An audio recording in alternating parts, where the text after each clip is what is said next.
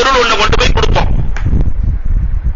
இந்த மனைவிட்ட அதுல இரவு நேரத்திலே செல்லக்கூடிய ஆண்களுக்கு ஒரு பழக்கம் இருக்கும் கூட்டு குடும்பத்துல.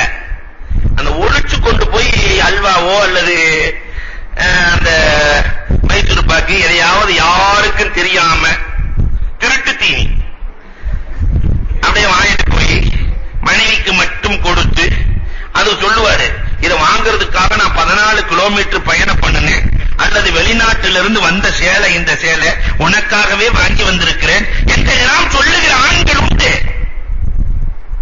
மனைவியின் மீது கொண்ட